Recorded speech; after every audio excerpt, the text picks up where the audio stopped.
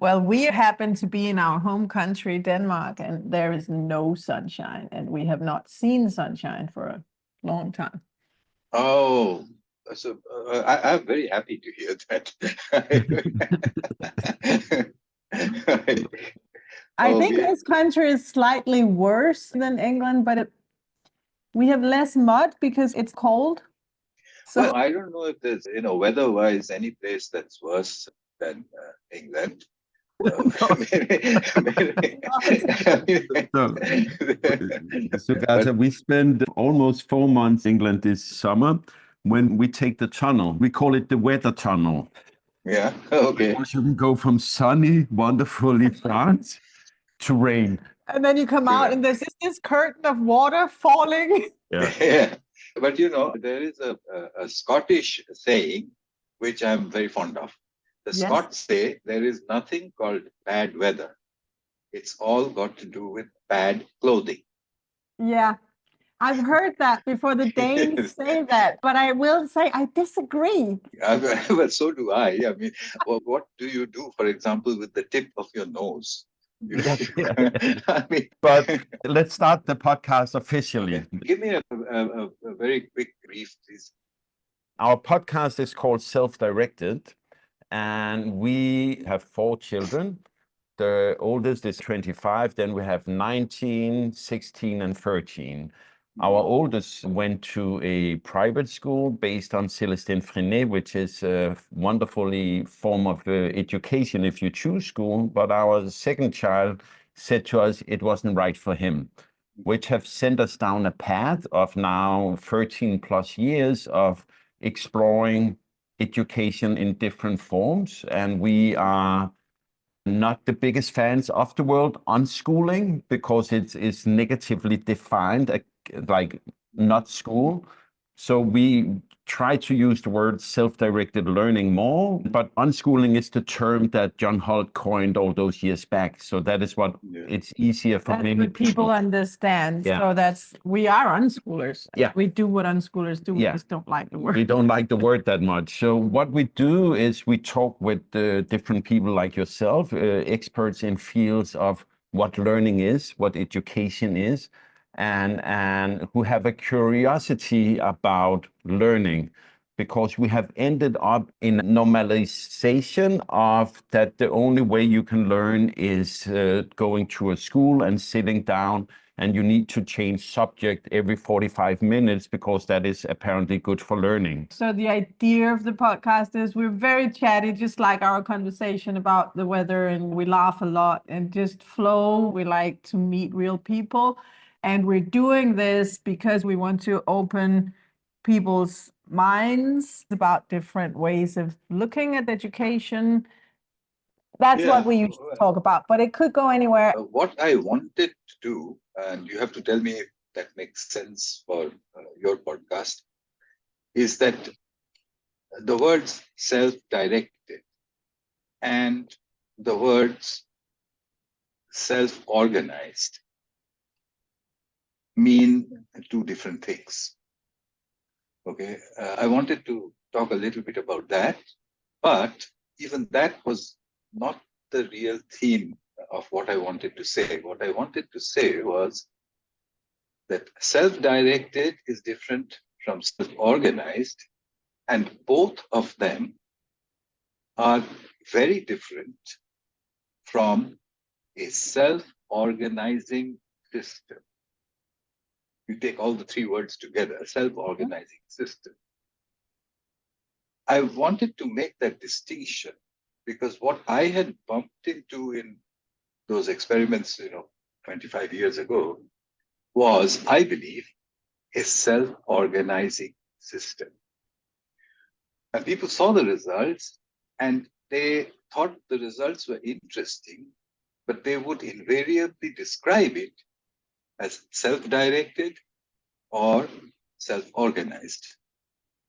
And I would say, well, no, we are looking at something different. So, well, let's do it. I kind of want to press record now. I pressed record earlier, and we can discuss what should be in and not in, because I think Actually, this dialogue is very, very interesting. Yes, I Yeah. hope you're recording I'm at the because point where you want to start. because we must all know what Scotland means by bad weather. Yes. Yes. It's important stuff. It's bad clothing. That's what it is. All right. Yeah. You know, the Okay. Scottish people and the Danes, we go back to the Vikings. It's more or less the same. But if okay Yeah. with you, I will keep some of the start of this talk we have had because Oh, absolutely, absolutely. I have such fond memories of Denmark. I love that place. But let's make an official start. Today, we're together with Sugata Mitra. And yeah, as you've heard in the brief intro where we just chatted, then we should maybe change the name of our podcast because we might have understood the words wrong. And I would love to go into that. But first, I would like to thank you because as a parent who come from choosing a path of home educating your children and as us using the word unschooling, even though as we talked briefly about, we like self-educated or self-directed more and or self-organizing system is probably even better for it. I have a point. Then I would very much like to thank you for the TED Talk you did all those years ago, because in the start, when I, as a parent, felt I needed to defend our choice, and people was like, how will your children ever learn? I could take your TED Talk up and say, please look at this one first. And here we're talking about the hole in the wall. So if we can turn back time a little and I would like to, how did it happen? How did you get this idea to test this out? And can you say just a little about it? Because I think the other dialogue we had should continue also. Yes, well, it's not a very long story. It really was the 1990s when those experiments happened. The location was New Delhi, India, because that's where I was working. Personal computers, as most people of a certain age will remember, had just about come in. They were expensive, and usually about a month, 2 months salary or something like that to get a PC, which you then bring home to do your work with, word processing and whatever. That PC, that expensive piece of equipment, was certainly not meant for children.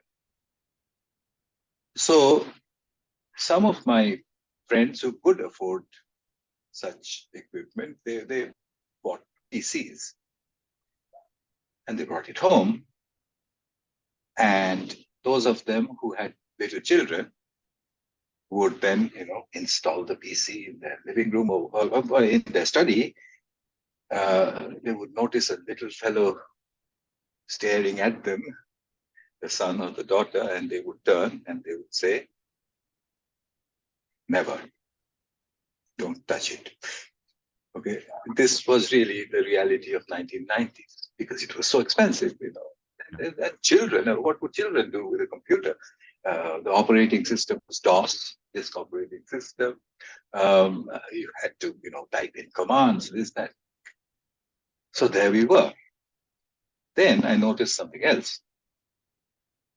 I noticed first one friend, then another, all with little children, 7, 8 years old, saying, Sugata, you're interested in education.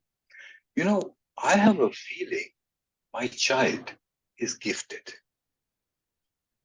So I said, well, why is that? Well, the other day I was working on my new PC.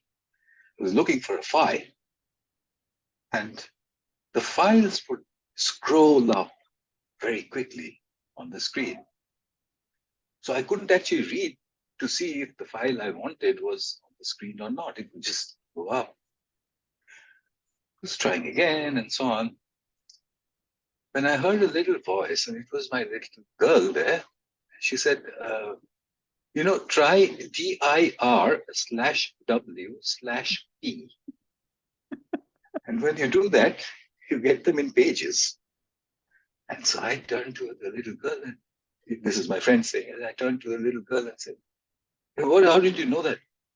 And she says something very simple like, "Well, you did that yesterday, you've forgotten." so, so this was happening across one friend, then another, something similar. And I thought to myself, now, could it be possible that all the rich people's children are becoming gifted? Uh, because only the rich people have PCs. All of their children seem to be very gifted. Yeah. Or could it be that children, just by looking at the computer, looking at someone doing something on the computer, have this like photographic memory of what's going on and can reproduce it? So if that's the case, then any child should be able to do that. So I decided, well, why don't I just take it and give it to some children who cannot possibly have access to a personal computer? There was a slum right up, next to my office, so I built a structure in that in the wall that separates the slum from my office, a structure which looks like today's ATM machines, a kind of a hole. And from my side of the wall, I pushed the monitor. In those days, we had these big monitors. Pushed the monitor through that hole, and I also pushed in a touchpad. Didn't push in a keyboard because it wouldn't last. And then I covered the other side with a sheet of glass so that you can't actually push it back. And it was 3 feet off the ground. And I just turned it on. And it was running in those days, I remember, whatever version of Windows was available, probably 1.0 or something like that. So just the window screen sticking out of that dirty stretch of wall. And because it was 3 feet off the ground, people who find 3 feet off the ground a convenient height approached it, which were obviously children. And they didn't touch it. They just stood there staring at it. I was there. So I said, well, and they said, can we touch it? And I said, sure. It's on your side of the wall. And they said, okay. They still didn't touch it. So I thought, but this isn't working. In my friend's home, one of the parents was actually using the computer and the children were watching, or the child was watching. Here, nobody's using the computer, it's just standing there. And the children are not touching it. Is that why? And now this is a good example of how researchers like myself make big mistakes. So I said, oh, so it needs an operator.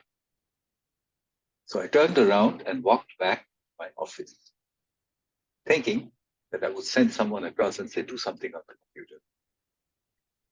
But as I turned around and walked, I heard a lot of excited voices from behind. So I turned a little bit and I saw the computer was covered with children. So I didn't go back to my office and I sent a colleague of mine, said, go and do something on that computer. Those children, what can they do with it? And that fellow went and he came running back. I still remember his name is Vivek. He came back and he said, those children, they're surfing and they're teaching each other how to surf. So I said, you showed them? He said, no, I didn't even get close to the computer. They're already on it. So I said, well, that's very strange. They've never seen a computer before. They don't know what the internet is. They don't know what a mouse or a touchpad is. They don't know what browsing means. And they don't know English. So what's going on? And that's the question the press started to ask, because the press had landed up by then. And they were saying that these children know how to, go from one website to another. I mean, browsing is a big word. They weren't really browsing. They knew how to go from one website to another.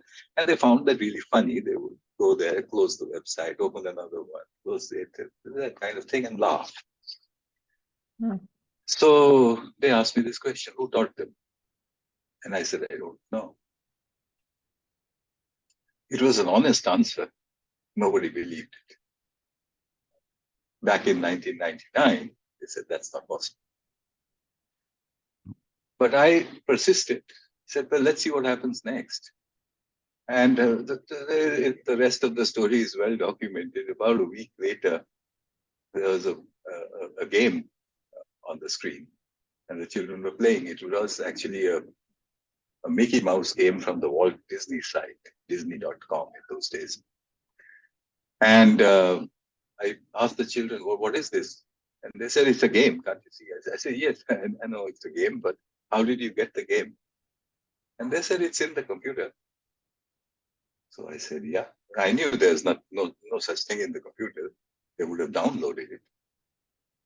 So I said, oh, it was in the computer. And what is it? And they said, it's a funny game. It's about a rat. I said, a rat? And they pointed to Mickey Mouse and said, yeah, see that? It's a rat game. So I said, okay. And a month passed.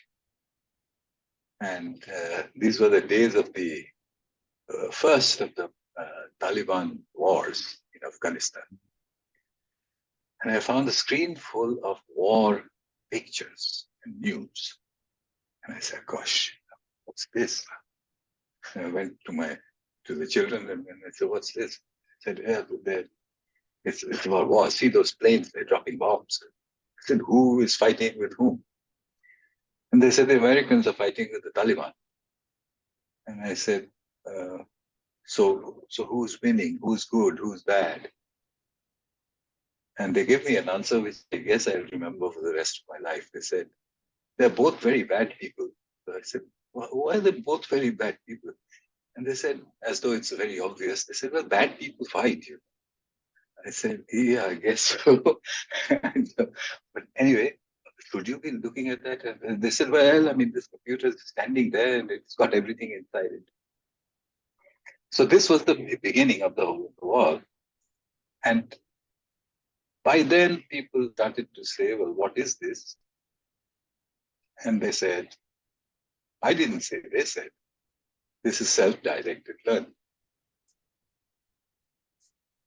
So who's the teacher? Well, nobody obvious. No. So self-directed means that there is a self who is doing the direction. But I couldn't find any such self in there. There was no teacher. So where was the direction coming from? Then I thought, no, hang on, I've got it. This is not self-directed. This is self-organized. So what's the difference? Well, let's imagine for a moment that while you're listening to this, you're doing your dishes. But you're self-directed, right? I mean, you could be not doing your dishes. You didn't want to, but you decided to do that. So that's self-directed. Suppose your sink was full of, dirty dishes, and you had not decided to clean them, but some friends landed up, and you said, "Oh, my sink's full of, dirty dishes," and your friends said, "Oh, hang on, let's just take care of it." And 2 or 3 of them got together. That's self-organized. And in a few minutes, your dishes are clean. So 2 things, self-directed, self-organized. So I decided what was happening in the hole in the wall. That's what the press called it, the hole in the wall experiment. Yeah. What was happening in the hole in the wall was self-organized. It wasn't being directed by anyone. It was being organized by children. Like I told you about researchers, I had, again, got it wrong. Okay. And the answer And how do I know that I got it wrong? Because in another experiment, all of this is published and all of this is available on the internet from years and years ago. In another experiment, a group of children, I had asked them, there's something very interesting called DNA. They said, what? I said, DNA. And I left them there. That whole thing is documented in the Australasian Journal of Educational Technology. A month later, went back. I said, guys, do you remember I asked you about the DNA? And one of them said, yeah, we couldn't understand anything. It's all full of chemistry and all that. So I said, really nothing. So you just switched it off. I said, no, of course we didn't switch it off. We still look at it. I said, you look at what? I mean, you didn't understand. They said, well, apart from the fact that improper replication of the DNA molecule causes genetic disease, we've understood nothing else. So I thought, well, that can't be self-organized either. It certainly isn't directed because there's no teacher. It couldn't have been self-organized because how would 8 and 10-year-olds organize themselves to understand, DNA structures and DNA replication, so on and so on? Where is this learning coming from? I got the answer. I think I got the answer. I got the answer almost 4 years later, around 2004. By education, my own education is not in the social sciences, in education itself. My educational background is in theoretical physics. So I had no means in my head other than theoretical physics to try and explain what was going on over there at the hole in the wall. And there is, in those days, a fringe side of physics, theoretical physics. It's no longer fringe, but it was fringe at that time, called self-organizing systems. This was an attempt to understand creation. Mm. Where does it all come from? Who made DNA? Who wrote the programs? And the answer that physics gave us was, nobody did. It happened by itself. Happened by itself? I mean, that sounds like a bad sci-fi movie. Yeah. What happened? How do you mean it happened by itself? But then when you go into it, which I did, you suddenly find that nature is full of that. Example, imagine some bees building a beehive. The beehive is made up of perfect hexagons. Do the bees know what a hexagon is? Well, I don't think so. No. I don't think they've ever studied Euclid or anything like that. So they don't know what an hexagon is. Do they know what they're doing? Do they know that they're building a beehive? Well, we don't know, but I would guess that the individual bee who's building that little hexagon and the next one and the next one, it doesn't know what it's doing really. It's just following some basic instinct, something like that. But then how do we get that perfect beehive with its chambers and everything inside it? Physics said it's a self-organizing system. When things are connected to each other, like each bee can see what the other bee is doing, and therefore change its actions accordingly, the system itself organizes. Okay, another example. Ants, little ants. You can see them sometimes, particularly in the tropics during the monsoon rains. You can see the ants marching in a perfect straight line. Left, right, left, right, left, right. okay, in a straight line there. So what happened? Do the ants have a military academy? Who taught them to do that? Well, we know the answer to that from insect specialists. They do something very simple. Each bee follows, the backside of the bee, of the ant in front of it. That's all it does. It just looks, finds the back of the ant in front of it, and follows that.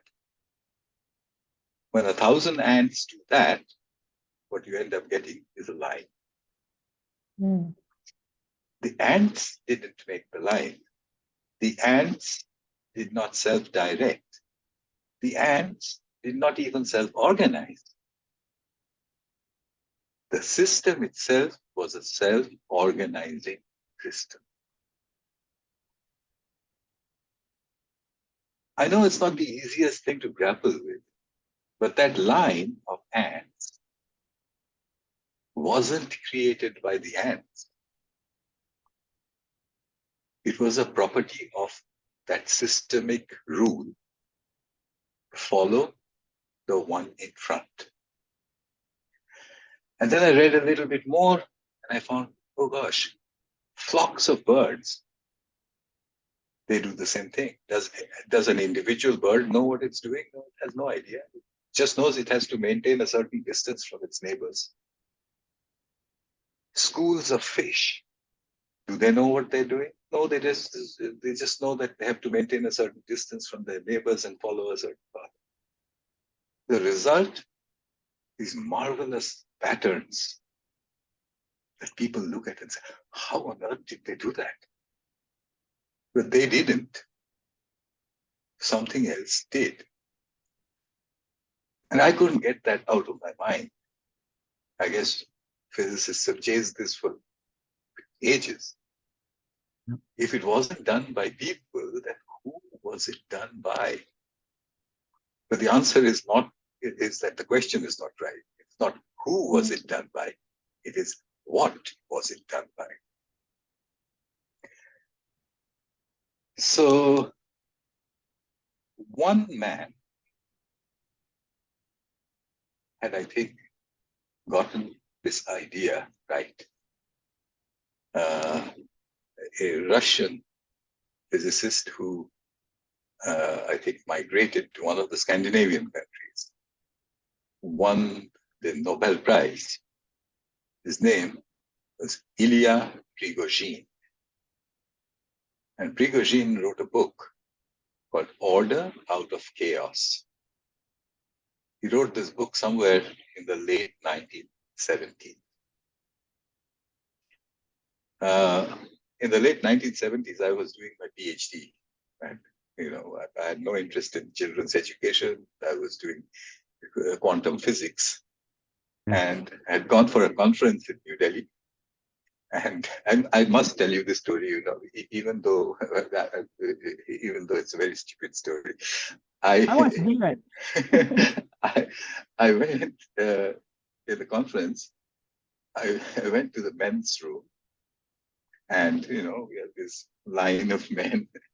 I was one of them, and next to me, slightly shorter than me, was a white man, and I turned, and he looked very senior. So I said, "Good morning, sir," while we were both standing there. And I said, "Good morning," and we finished. And as we were washing our hands, I said, "Sir, I'm a PhD student, sir. My name is Sugata." And he said, "Well, I work with physics too. My name is Ilya Prigozhin." So that's how I met Prigozhin. I'm very proud of this. It's a perfect place to meet. So Prigozhin won the Nobel Prize for showing that chaotic systems, which appear to have no order in them, if you connect the pieces to each other and let it go on doing its disorder, then order appears from somewhere. And this is called a self-organizing system. Why am I telling you this long story? is because somewhere in 2005, I looked at those children. I used to look at those hole-in-the-wall experiments. By then, we had many, many sites all over India, Africa, Cambodia. So look at those crowds of children. I used to think of ants. I used to think of bees. I used to think of birds. But one day I thought of Ilya Prigozhin, and I said, I got it. This is a self-organizing system.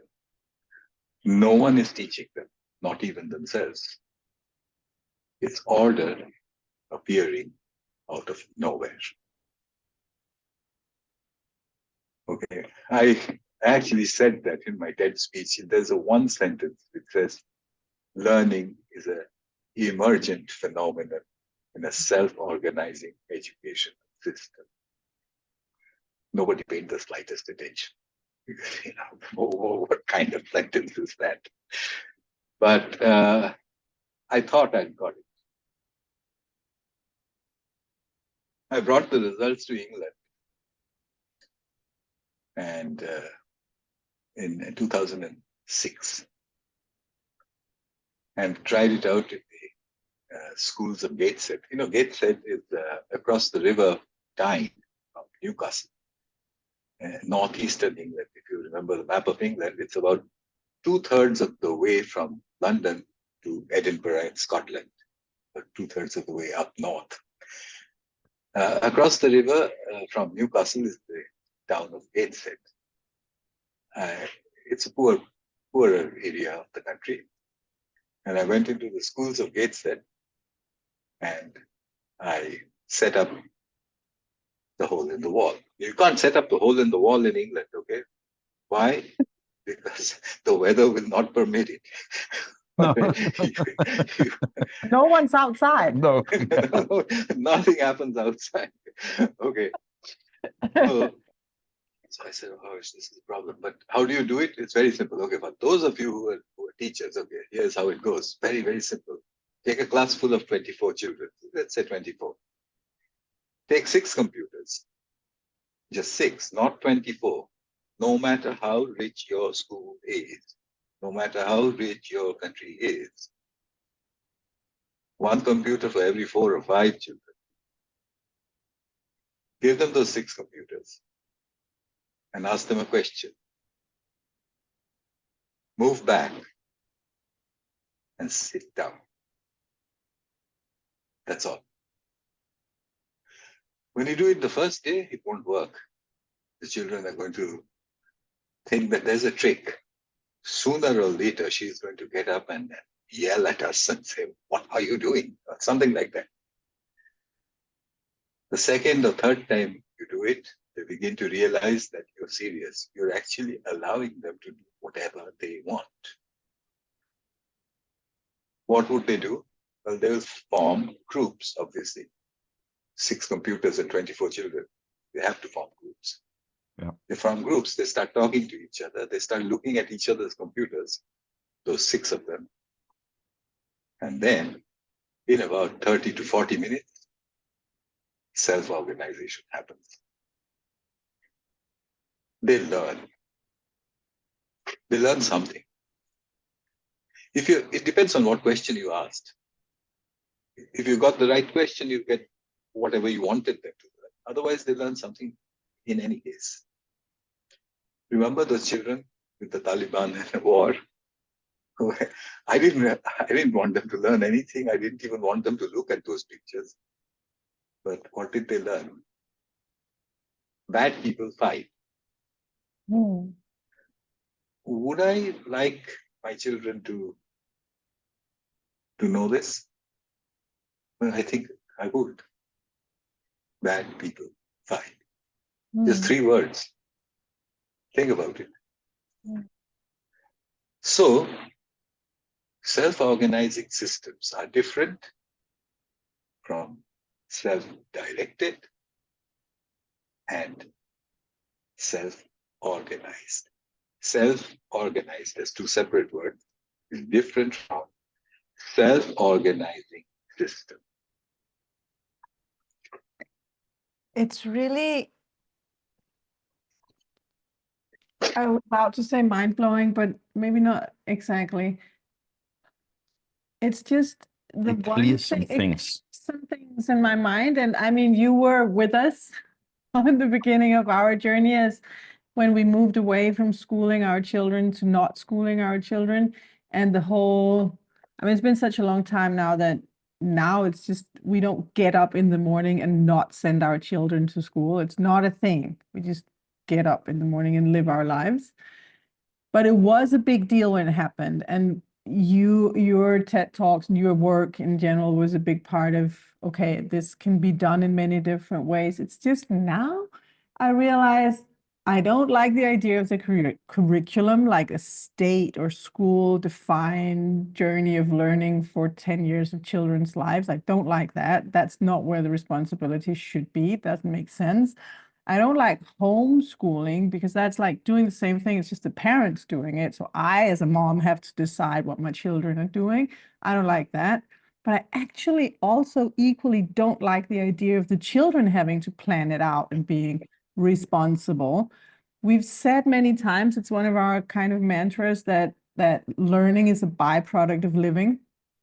It's something that happens. And now I realize that sentence, learning is emergent, has kind of been lurking in there in the depth of my mind. I just didn't really give it like, it should have had more of a center stage, because that's the same thing, right? That learning is something that happens because you're doing something that makes sense, or something that ignites your interest, or something that we are social beings.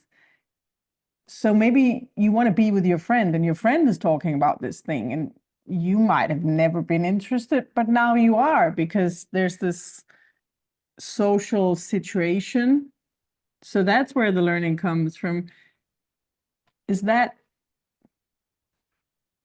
oh, we might have to change the name of the podcast. Yeah, that's what I'm saying. No, because I don't like the idea of the self. No. Then you have like a 3-year-old with responsibility for the rest of his or her own life, and you have to be so self-centered in a way and on your own path. And that's not what It's life. not where the responsibility should lie. Should there be responsibility? Yeah. Do we trust the process? Do we trust the systems to self-organize? Yes, we do. I just never put it that way. And this talk for us comes shortly after we talk with Peter Gray. I don't know if you're familiar with his work, but he's very centered around what he called free play. And what he's actually talking about is the self-organizing system inside the free play, that the children among themselves are creating the rules, are creating the game, and are creating that system, or as you maybe would say, it emerges. We were together very recently, just last month, Peter Gray and I at an event in Ohio in the United States, and I heard him. Yeah. And I remember one line from him. He said, "School." I may not get it exactly right, but he said, "We send our children to school to be disciplined." Yep. And stopped. He just put a full stop there. And I thought, well, he didn't say anything bad about school. He didn't say anything bad about education. He just said, we send our children to school to be disciplined. You sit where you have to sit. You stand where you have to stand. You say good morning when somebody says good morning, or you meet someone. You say sorry and you say thank you. When I say read your book, you read your book. It's not what you're doing. It's whether you are following the instruction. Mm. And Peter Gray likes my work. He told me this himself. And both of us decided that there are a couple of things we don't know. Okay, this is going to be another bit of a problem. That you send your child to school so that they would know things. or you homeschool them so that they would know things. In any case, you want your children to know stuff.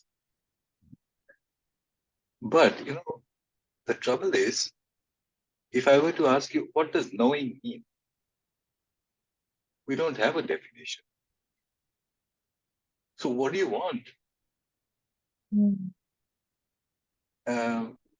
Now, somebody just called this a sophist argument. They said, this is the kind of thing that they used to do in ancient Greece, just tie you up by asking you stupid questions. Everybody knows what knowing is. Do we? I don't think so. And then came along generative AI, just a year ago, 2 years ago, 22. And people started asking me about generative AI. I had no idea. I didn't know what it was, how it worked. I mean, I knew what it did, but I didn't know how it worked. So I decided to stay absolutely silent until I knew how it works. It took only a few days to figure it out, actually, because of the internet, So, but how it works is an engineering, I believe, we have never seen before. In engineering, you know what your machine does, you know how it does it. Yeah. Okay. In generative AI, we know what it does. We don't know how it does it. And worse than that, as of today, as of this moment, we cannot know how it works. Well, it'll take too long to go over that in a podcast like this, but I know the insides of it. I know how to build one. I actually tried building one on my stupid laptop. It obviously is a very stupid Gen AI that I built. But in building it, I realized one thing. I can build it, but I have no way to figure out why it's saying what it's saying. No way. Okay. It reminds me of a saying from Stephen Hawking. Again, one of those sayings that sticks in your mind forever and ever. Stephen Hawking said, talking about God, he said, a creator that watches helplessly as his creation unfolds. Watches helplessly. Well, I wish I could put it in a more funny way, but it's not funny. It's not funny at all. So Gen AI works like that. So Gen AI came along. When I understood how it works, sort of, I began to speak about it. How do you build Gen AI? Well, you feed in lots of stuff into it. And where does that stuff go? Well, people say, the AI reads everything there is. But does it? No, it doesn't do anything of the sort. It converts everything it reads into numbers, everything you feed it into numbers, and it uses those numbers to change other numbers, and those changed numbers change other numbers and other numbers and other numbers into an enormous, gigantic matrix of numbers. And then you ask a question. The question enters the matrix. The numbers do their magic. And what comes up, if you've done everything right, is a sensible, meaningful answer. What do you as a programmer, how much control do you have? People ask, they say, Google should be careful about what their AI is doing. And we should, Meta should be careful about what their AI is doing. They must take responsibility. And I think to myself, the creator that watches helplessly is creation unquote. Well, gentlemen, I mean, does that make any sense?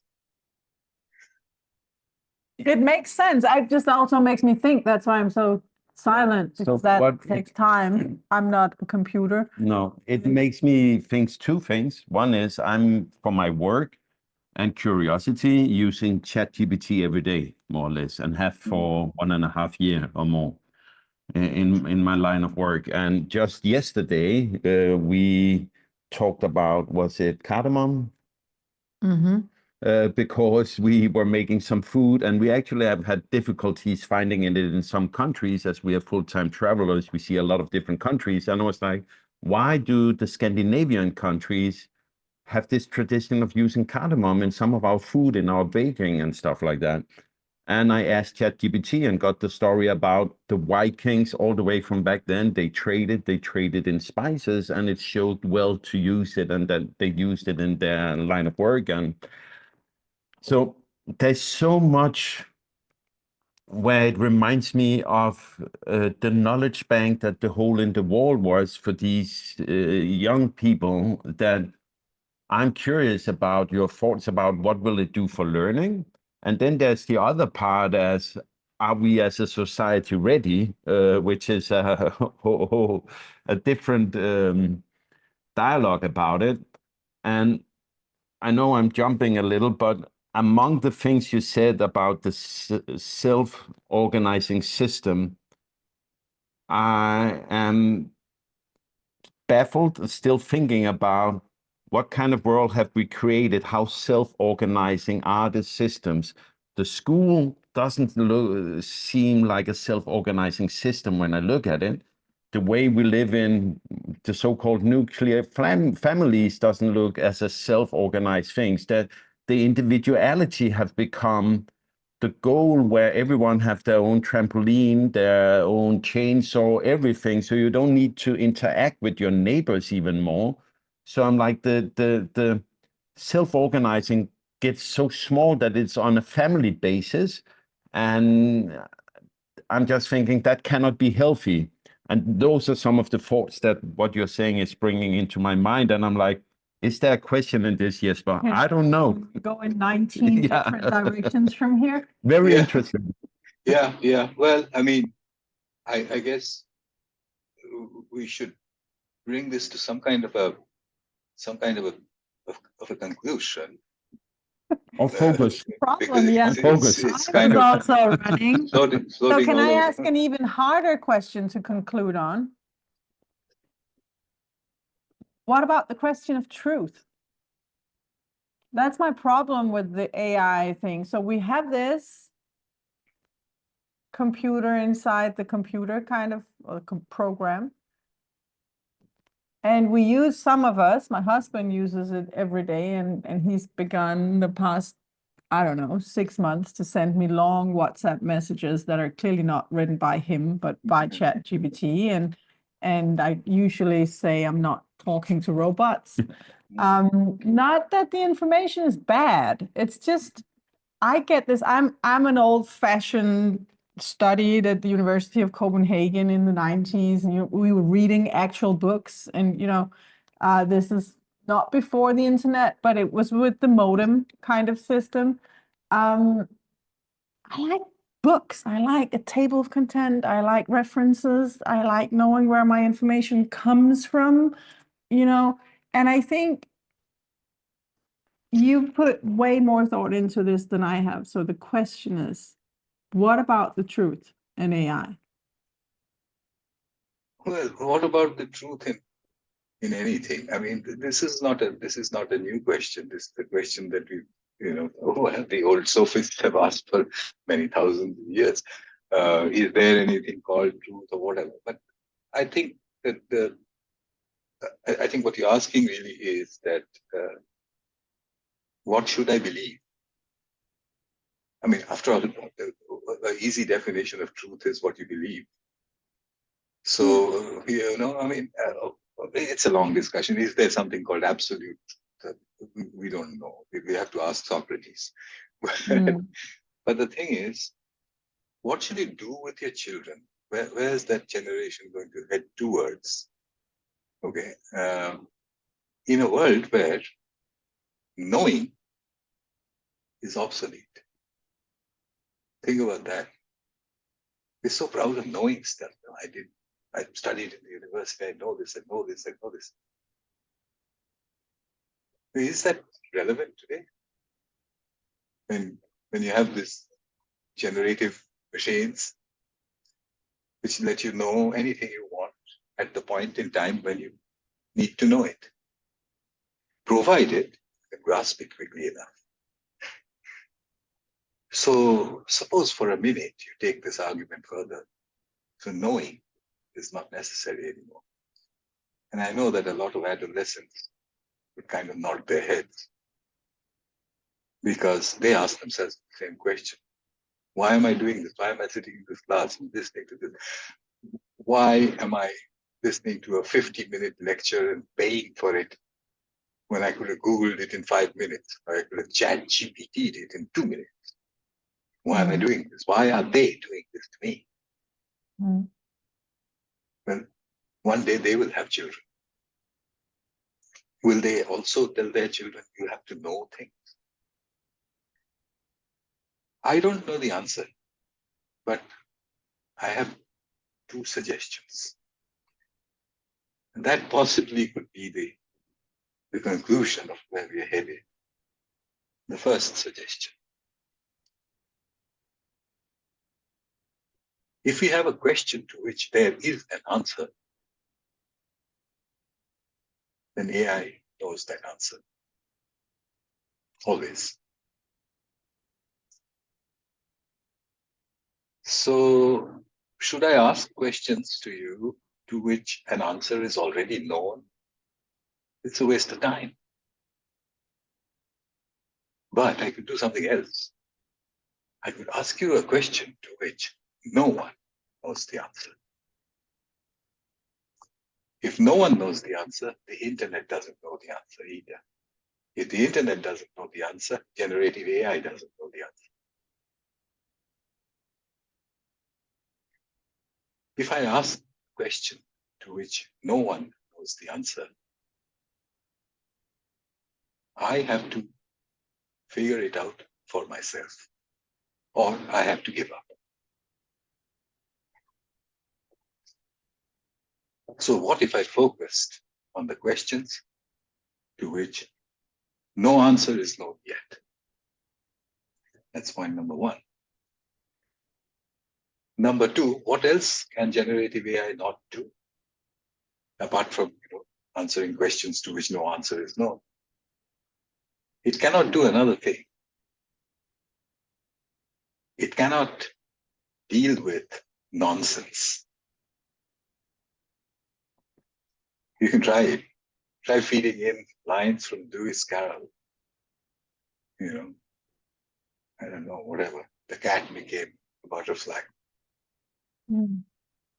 It will tell you immediately, oh, this was written by Lewis Carroll, the famous author, blah, blah, blah, blah, and so on and so forth. But it will steer away from the cat becoming the butterfly. Because, that's nonsense. I think children love nonsense. Everybody knows that. So point number 1, the questions to which no answers are known yet. Point number 2, the value of nonsense.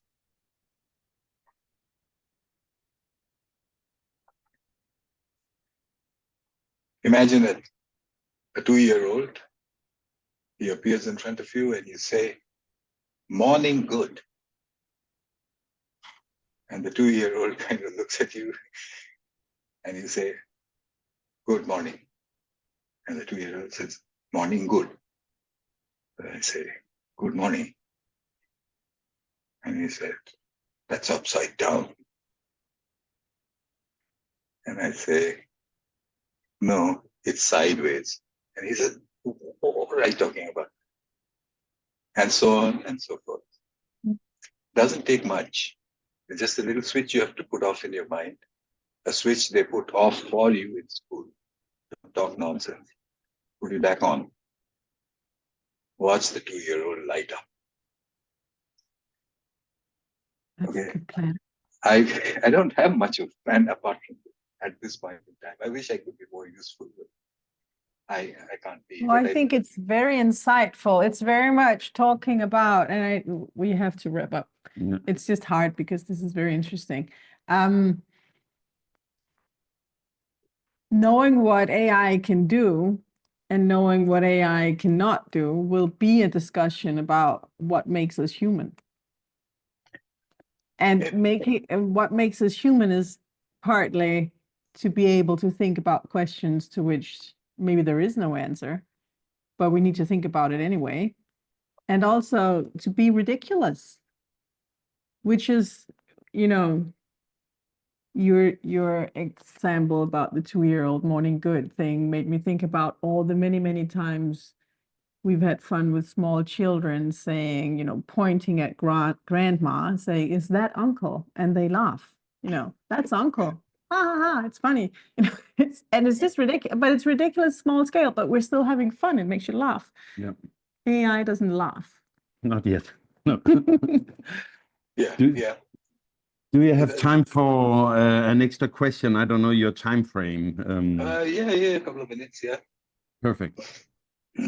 So, talking about self-organizing systems and learning when all knowledge is right in our pocket professor, the ChatGPT or the Gemini or which one ever we uses, then what are we supposed to? Yeah, my question is, how do you think we will organize onwards? And as I said before earlier, to me, it looks like that some of the self-organizing systems in our society, in our culture, have been broken down. There's not a lot of self-organizing. There's a lot of top-down life. How do we reclaim living in self-organizing systems? Have you made thoughts about that? Yes, I do. I've thought about why we made ourselves the way we are right now, and in a very simplistic kind of way.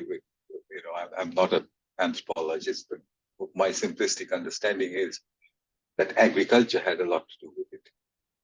When agriculture came in, we formed cities, we formed societies, and we decided we need order in order to have, to get order, you need a social hierarchy. You need eventually kings and queens and ministers and bureaucrats and the whole system to keep the machine going. We thought we were machines. We thought we could live like machines. And I don't know why we thought that living like machines will make us happy. But it didn't work. It didn't work. It didn't work because, as you can see from the world today, every now and then the system kind of revolts.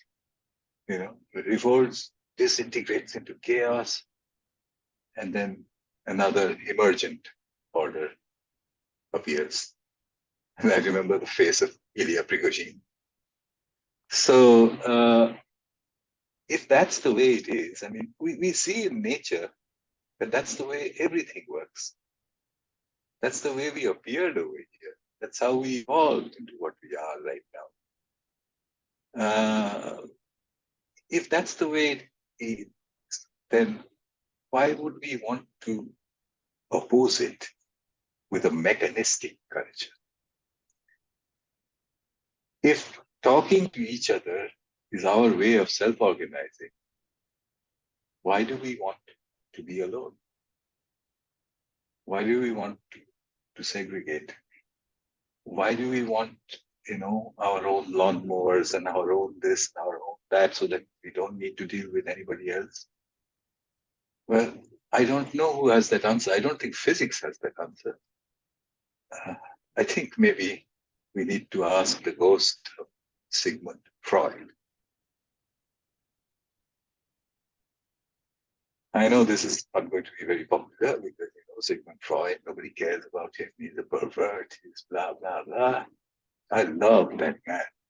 I think he was a genius. Read him, and you'll see why we want to be the way we are and why it's not going to work. So what should we do then? Is there a way to go back to hunter-gatherers? Well, I don't know if society can ever do it, but we have done it with information. We don't need to go to the structured library anymore to pull out the books and read them. We hunter-gather. We go after information like a hunter going after prey. And we have the means to do it in every pocket. If we could have done that with information, can we do that with society? What would a society look like if it were to decentralize into that format, the format for which I don't even have a name? What if nothing belongs to anybody? Just as the beehive belongs to nothing, to nobody. Just as the flock doesn't belong to the bird. Just as the line doesn't belong to the line of ant. Is there a way to do that? Well, there are philosophers who have said that. There are philosophers who have attempted answers. Mostly failures, as far as we can tell. But one thing we cannot undo, as far as information and knowing goes, we have gone from structured to hunter-gatherer. And our children have headed in that direction. Where will that take us? Not for people of my age to answer that question. You have to ask the 16-year-olds, or maybe even the 5-year-olds. They'll tell us. Maybe it's one of those questions, where there is no answer. Could be, maybe. No, It will emerge with time. Yes, it will emerge with time. Yeah, that's what. Oh, this has been so interesting. Yes. I almost don't want to stop, but time is up. Yes. Time is up. We cannot It is time. roll that back. Sugata, thank you for all the work you have done earlier, which have helped us as a family to grow, to ask ourselves questions about how we learn as a species, how our children learn, how we learn. It has changed so much in my life. And this dialogue we have had today, I know it will linger on me for years to come. And it has been very, very inspiring. And yeah, thank you for your time and the laughs. It's my pleasure. I hope all this leads to somewhere. I have a lot of things I don't know, and I'll go looking for them. Well, when you said before that Sigmund Freud was a genius, I've read him, obviously, as I'm studied, old-fashioned and many years ago. I agree. I don't necessarily like all of his conclusions, but the way he was asking questions was asked by a genius. I agree. And that's the interesting thing about this conversation as well, is the questions I sit back with. Yeah, well, that kind of caps it all, and the thing is, what you just said, the last words, it's the question. Well, you haven't said it the first time, and I haven't said it the first time. No.